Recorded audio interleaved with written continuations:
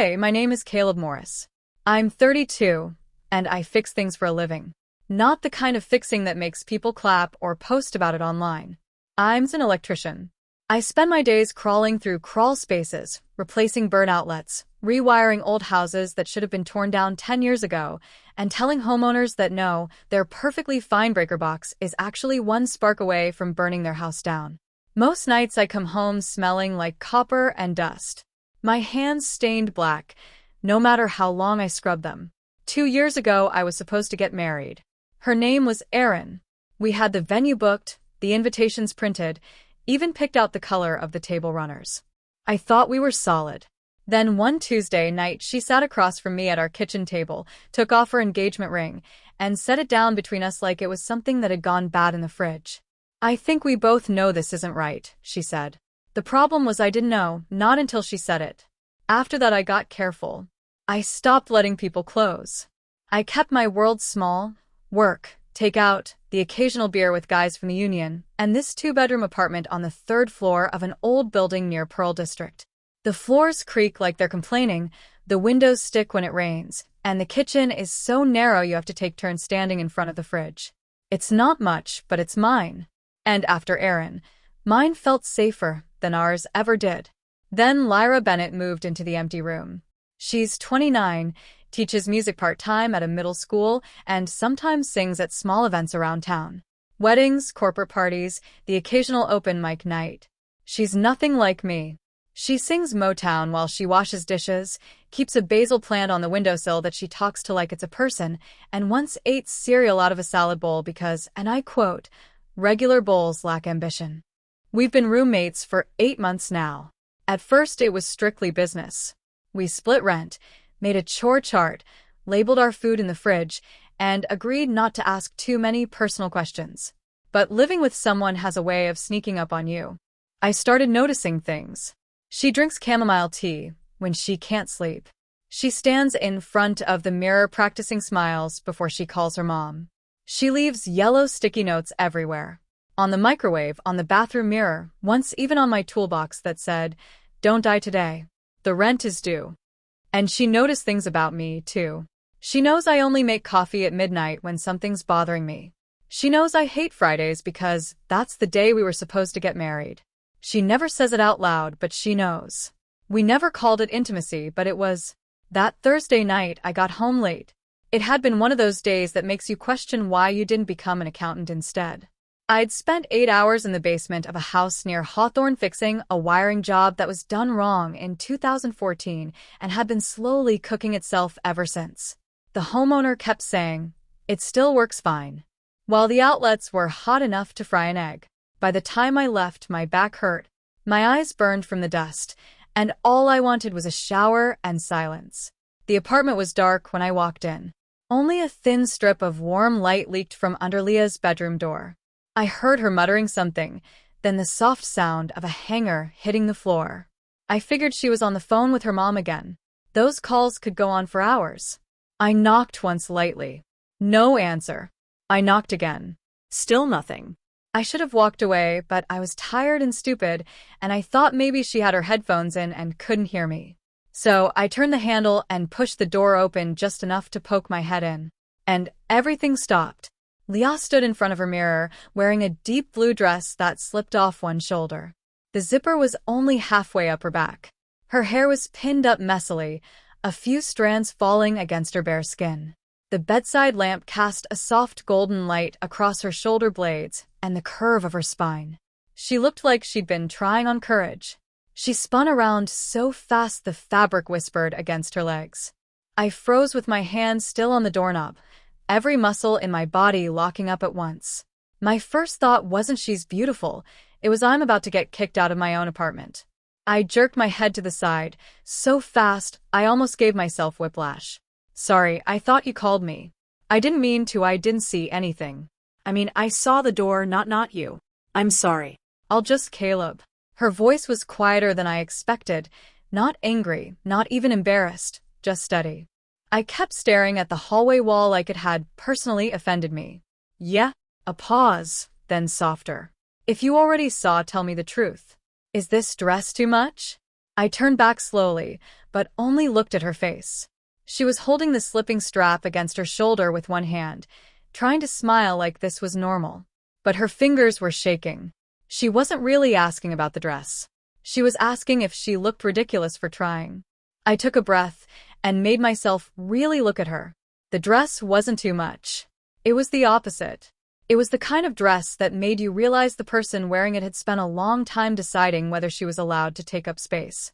No, I said, it's not too much. She watched me through the mirror. I kept going before I could stop myself. It's the kind of dress that makes other people feel bad they didn't try harder to be decent when they stood next to you. The words came out too honest, too raw. I wanted to swallow them back the second they left my mouth. Leah went still. Then she laughed, small and shaky, and her eyes looked a little too bright. You always say dangerous things like that?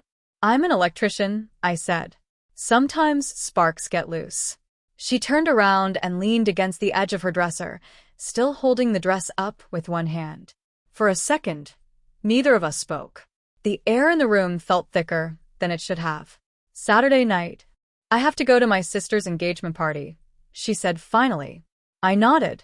Sounds fun. It's not. She swallowed. My mom invited Adrian. I knew the name. I'd heard it through the walls during a few late-night phone calls she thought I couldn't hear.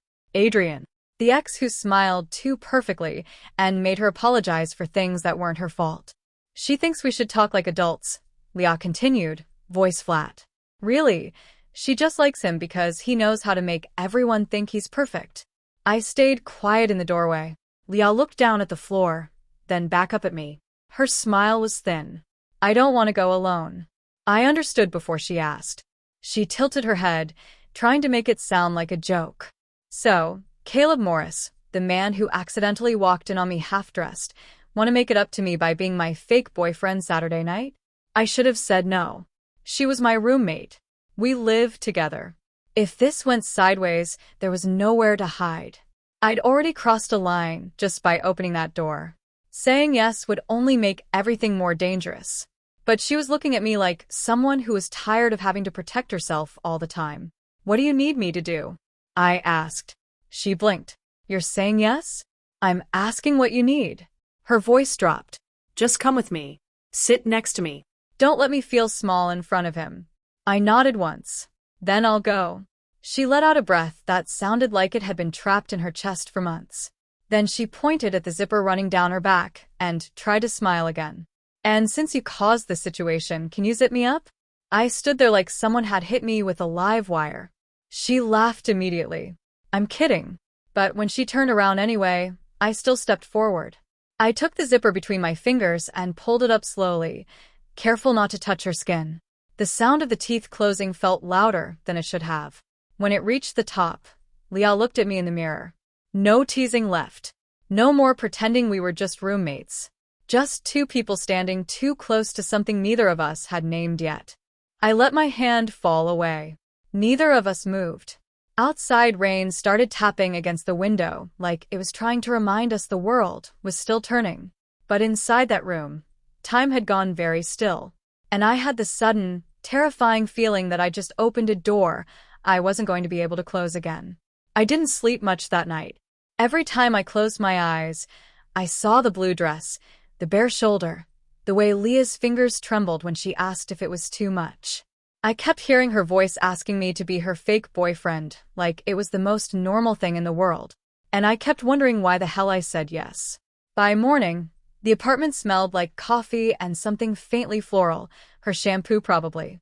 I found her in the kitchen already dressed for work, hair still damp, standing on her tiptoes to stick something on the fridge. A bright yellow sticky note. Surviving the engagement party plan below it. 5 bullet points written in her messy handwriting. 1. Don't let Adrian pull me aside for a private talk. 2.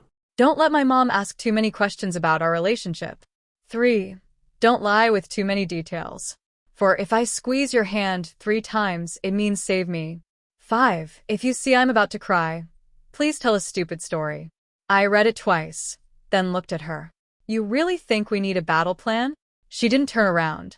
Just kept arranging the magnets like this was a completely normal Thursday morning. I think we need to survive 6 hours without my mother deciding I'm still in love with my emotionally abusive ex. So, yes. Battle plan. I poured myself coffee and leaned against the counter. Number 5 says I have to tell stupid stories if you're about to cry. Is that my official job title now? She finally glanced over her shoulder, one eyebrow raised. You once told a client their outlet had suicidal tendencies. I think you're qualified. I laughed into my mug. That night we sat at the kitchen table with her notebook open between us like we were planning a heist instead of a fake relationship. She'd changed into an oversized hoodie, my hoodie, I noticed, and her hair was piled on top of her head with a pencil stuck through it. She looked tired, but determined. Okay, she said, tapping the pen against the paper. How long have we been together? 8 months. We live together. Too real. Fake boyfriends aren't supposed to be that honest. 6 months? Too specific. Recently? Too vague. I sighed and rubbed my face. Leah, we're not robbing a bank. It's one dinner with your family. She looked at me for a long second, then set the pen down.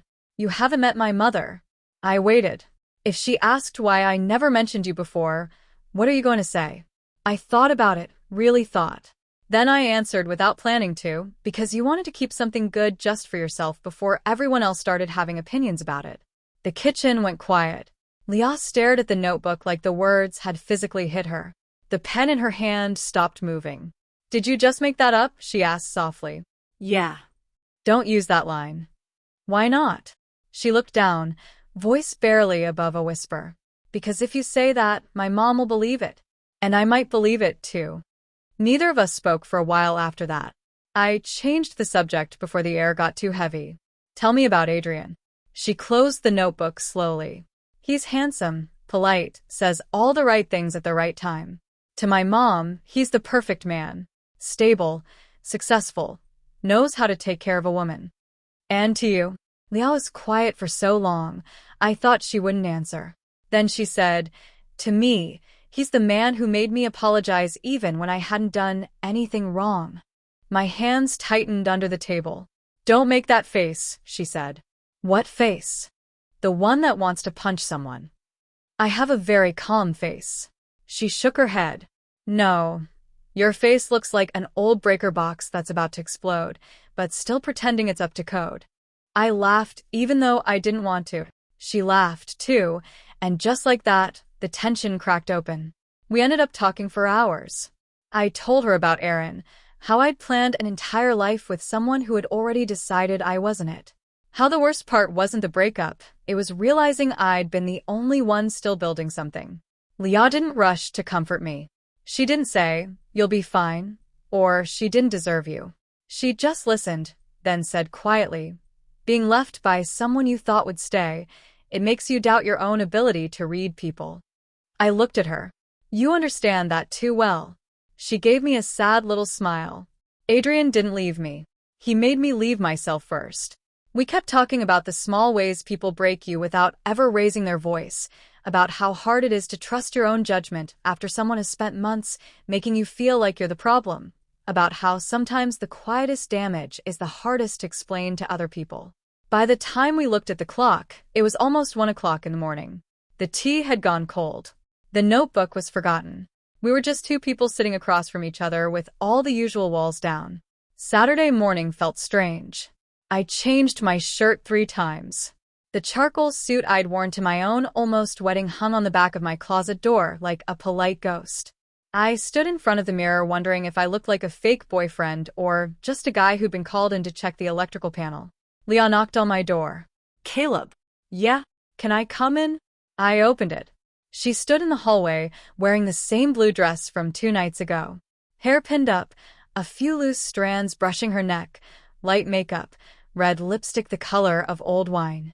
She looked beautiful and terrified at the same time. I forgot what I was going to say. She looked me up and down, then reached up and straightened my collar with both hands. This suit isn't as tragic as you said it was. I call it the serious occasion that survived suit. She didn't smile, just kept fixing the collar, fingers brushing against my neck. Tonight it's good, she said quietly. You look trustworthy. The space between us disappeared. I looked down at her hands still resting on my lapels. Is trustworthy good? She didn't look up. Tonight it is. My phone buzzed in my pocket. A text from her mother lit up the screen. Adrian's already here. Don't make this awkward for everyone. Leah's face changed the second she read it. I held out my hand. Let's go. She stared at it for a second. Are we starting the performance now? I shook my head. No, we're just going together. She slipped her hand into mine. And the terrifying part was it didn't feel like acting at all. The restaurant was exactly the kind of place that tried too hard to look effortless. Old red brick walls, warm yellow lighting, long tables covered in crisp white tablecloths, and rows of champagne glasses arranged like they were part of a military parade. Everything screamed, "We are a perfect happy family having a perfect happy celebration." Leah's grip on my hand tightened the moment we stepped inside. Her sister Tessa spotted us first. She was standing near the entrance in a soft pink dress, already glowing with that engaged person radiance. The second she saw Leah, her face lit up. Then her eyes dropped to our joined hands, and her eyebrows shot up. She pulled Leah into a tight hug, then turned to me with a curious smile. So you're real, she said. I was starting to think Leah made you up. I'm real, I answered. Though I've been told I have a very convincing fake boyfriend face. Tessa laughed, then looked at Leah again. Something softer passed between them. Mom's been asking about you all night, Tessa whispered. Be careful. Leah nodded once. Then we moved deeper into the room. Her father Martin was the first to approach us properly. He was a quiet man with kind eyes and a firm handshake that lasted a little longer than necessary. When he finally let go, he gave me a small nod that somehow felt like approval. Her mother, Celeste, was a different story. She stood near the head table in a pearl-colored dress, hair perfectly styled, smile perfectly polite. The second she saw us, her eyes narrowed just slightly. The kind of look people give when they're trying to decide if they've been lied to. Caleb, she said, extending a hand. Leah has never once mentioned you. I felt Leah tense beside me. I kept my voice calm. We've been keeping things pretty private. Celeste raised an eyebrow. Private enough that you've been living together for 8 months and no one knew? The air around us seemed to still. Leah's fingers dug into my palm. I looked Celeste straight in the eye and answered without hesitation. Some things are important enough that you want to protect them from other people's opinions before they even have a chance to form. Celeste went quiet. Leah turned her head and stared at me like I'd just spoken a different language. I could feel her pulse racing through her fingertips. For the next 30 minutes, things were almost normal. We made small talk with relatives, accepted congratulations for Tessa, and sipped champagne that tasted like money. Every few minutes, Leah would give my hand one squeeze, then 2, then 3. Our secret signal system working exactly as planned. Then Adrian walked in. I didn't need anyone to point him out. He carried himself like the room already belonged to him. Tall, sharply dressed, with the kind of easy smile that made people want to like him before they even knew his name. He hugged Celeste like she was family, kissed Tessa on the cheek, and shook Martin's hand with the confidence of someone who had done it 100 times before. Leah's hand went ice cold in mine. Adrian's eyes found us almost immediately. He walked over slowly, that perfect smile still in place. Leah, he said, voice warm and smooth. You look beautiful. Thank you. She answered, voice flat. His gaze slid over to me. And this must be Caleb. Lyra said, my boyfriend. Adrian tilted his head, studying me like I was an interesting puzzle. Boyfriend? That's new. I thought you two were just roommates. I extended my hand. We were. That's how it started. He shook it, squeezing a little harder than necessary. Be careful, he said, still smiling. Lyra has a habit of turning the men around her into emotional projects. I felt Lyra flinch. I kept my voice steady. I'm an electrician. I know the difference between a wire that actually needs fixing and one someone else deliberately shorted just to blame someone else. Adrian's smile tightened. For a second, the mask slipped. Lyra's breathing had gone shallow beside me. I could feel her starting to shrink, the way she probably had 100 times when he spoke to her like this. But then something shifted. She let go of my hand. I thought she was retreating. Instead, she stepped forward, standing directly in front of Adrian. Enough, she said quietly. The word cut through the low hum of conversation around us. Adrian blinked, surprised. Lyra, I was just no. She cut him off. You weren't. You were doing exactly what you always do. Smiling while you make me feel small. Acting polite while you remind me that I'm too sensitive, too difficult, too much. People were starting to turn and stare. Tessa and her fiancé, Miles, had stopped talking. Celeste was frozen near the champagne table. Lyra's voice trembled, but she didn't stop. You never had to raise your voice to hurt me. You just had to make me believe that every time I felt pain it was because I was overreacting. You never had to control me. You just had to make me doubt myself so much that I stopped trusting my own feelings. Adrian's charming expression cracked. You're making a scene? He said, voice low and sharp. Leah shook her head. No, for the first time I'm not making a scene. I'm telling the truth. She turned slightly and looked at me. Her eyes were glassy, but her chin was lifted. And Caleb is my fake boyfriend, she said, loud enough for half the room to hear. He's the first person in this entire room who never asked me to prove why I was hurting. The silence that followed was deafening. Leah looked back at Adrian, voice steady now. You can call him whatever you want, but he's real. And I'm done pretending I need anyone's permission to choose him. She turned to me fully. Her voice dropped, meant only for me. I don't want you to be my fake boyfriend anymore, Caleb. I want you to stand next to me because you actually want to be here.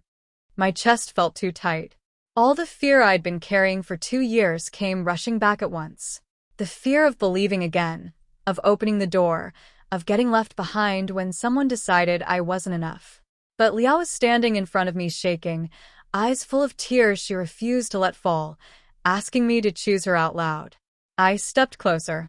I've wanted to be here since before we left the apartment, I said. Her breath hitched. I reached up and gently touched her cheek, giving her every chance to pull away. She didn't. Instead, she grabbed the front of my jacket and pulled me down into a kiss right there in the middle of her sister's engagement party, in front of her mother, her ex, and every person who had ever told her she was too much. The kiss wasn't desperate, it was certain. Like a door finally closing on everything that came before and opening onto something neither of us had dared to name until now. After the kiss, Adrian left. He didn't make a scene. He just grabbed his coat, muttered something under his breath to Celeste, and walked out without looking back. The door closed behind him with a soft click that somehow felt louder than anything else that night. Leah stood in the middle of the room, lips still parted, hands shaking. Tessa pulled her into a tight hug while Martin placed a gentle hand on her shoulder.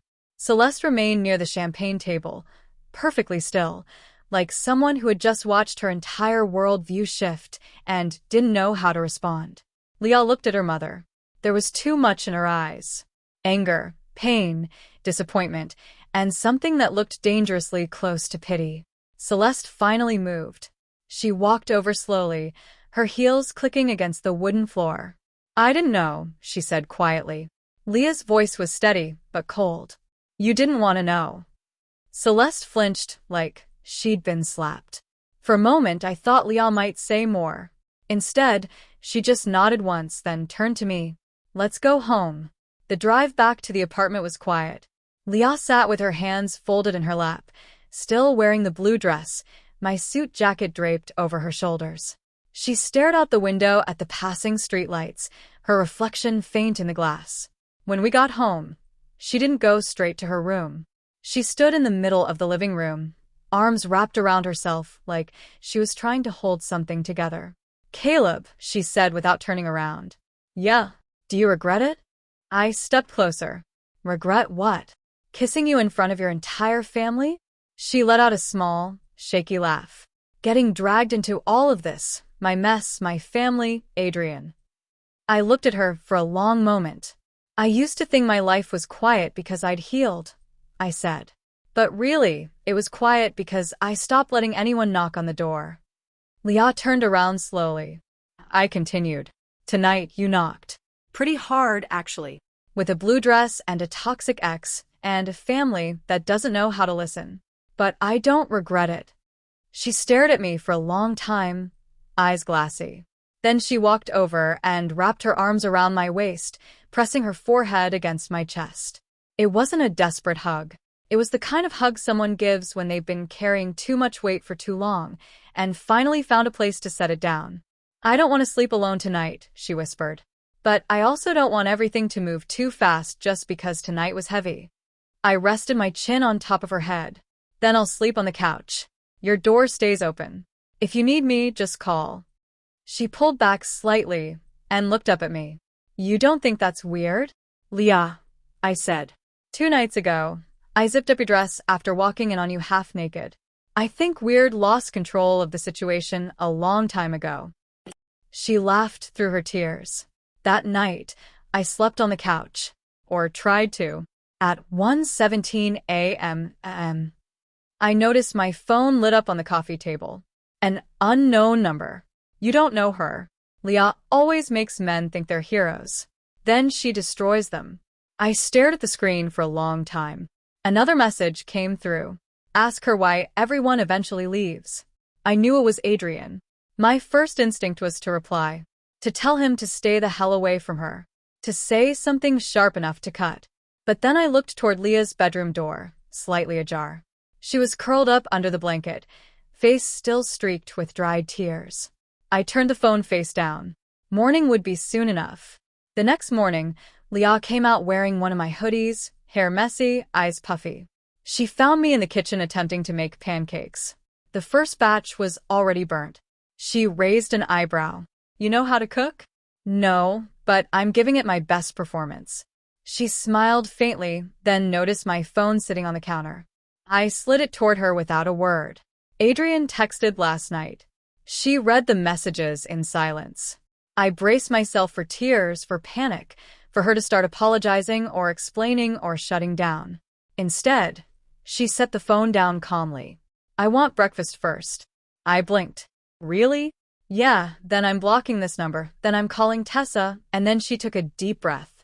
"Then I'm telling my mom that if she ever brings Adrian into my life again, I won't show up to another family event." I couldn't help but smile. Busy morning. Very busy. I placed the slightly burnt pancakes in front of her. She looked at them. "Are you trying to poison me?" "I'm giving you a reason to stay strong."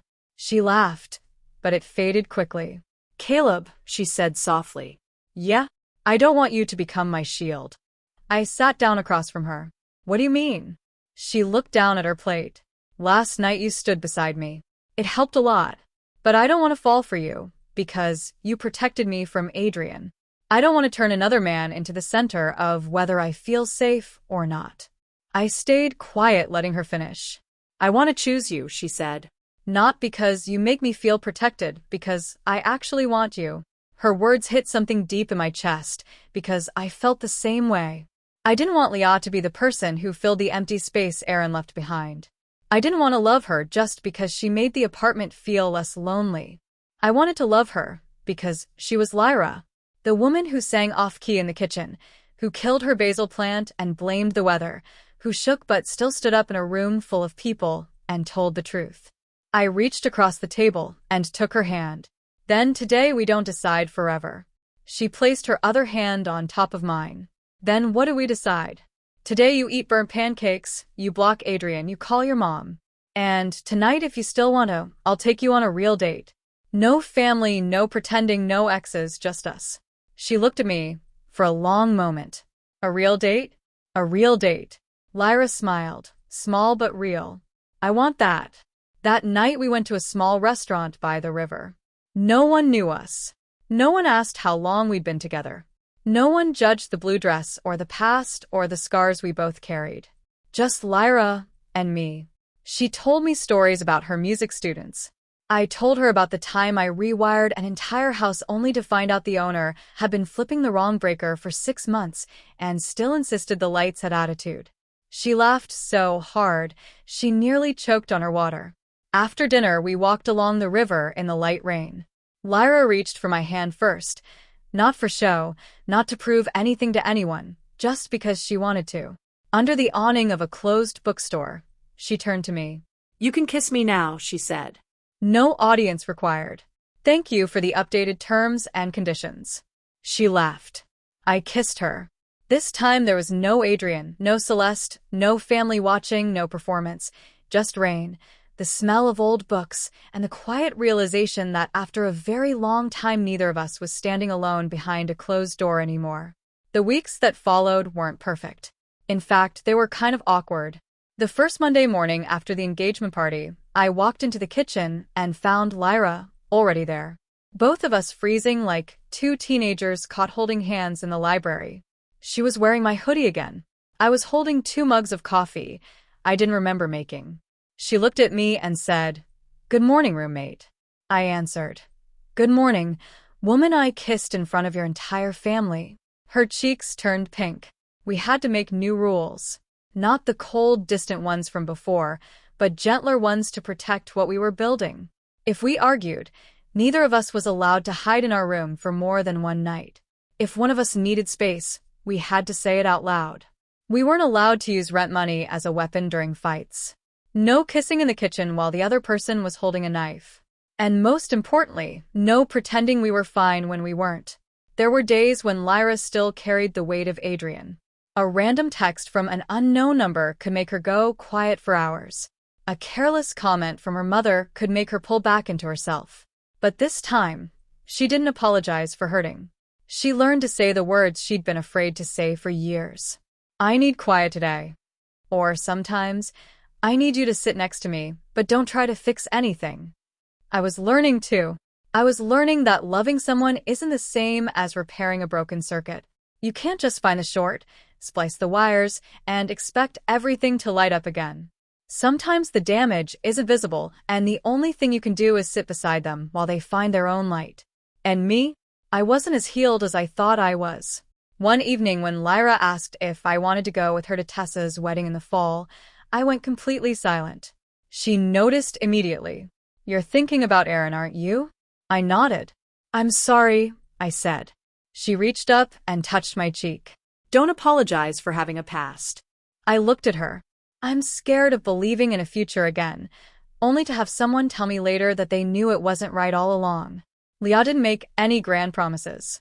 She didn't say, "I'll never leave you," because we were both old enough to know that life doesn't work that way. Instead, she said something much more honest. "If one day I feel something isn't right, I'll tell you while it can still be fixed. I won't quietly disappear from your life." That meant more than any vow. Autumn came. Tessa got married in a glass greenhouse filled with white flowers. Leah sang during the ceremony. Before she started, she looked down at the second row and found me. I touched 2 fingers to my chest. She smiled. Her voice shook on the first line, then grew stronger. Celeste sat in the front row, crying quietly. After the ceremony, she walked over to Leah. "I'm sorry," she said. Leah looked at her mother for a long time. "I know," Celeste continued. "Not the kind of sorry that makes everything okay quickly. I'm truly sorry for liking the idea of Adrian more than I listened to my own daughter." Leah didn't hug her right away, but she reached out and took her mother's hand. For Leah, that was already a lot. Adrian slowly faded from her life. Not because of one dramatic confrontation, but because Leah stopped opening the door. She blocked his number. She saved every message. She made it clear to her family, and most importantly, she stopped feeling the need to explain herself to someone who had spent years misunderstanding her on purpose. 6 months later, the apartment looked different. There were no longer clear borders between Caleb's room and Leah's room. My hoodie started appearing in her closet. Her sheet music ended up on my desk. The basil plant and the new one was somehow thriving because I secretly watered it when she wasn't looking. My toolbox sat by the door with a yellow sticky note on it that read, "Warning. User has a tendency to try fixing both light switches and other people's moods." One rainy evening, I came home to find Lyra standing in the living room, wearing one of my sweaters holding the blue dress from that first night. "What are you doing?" I asked.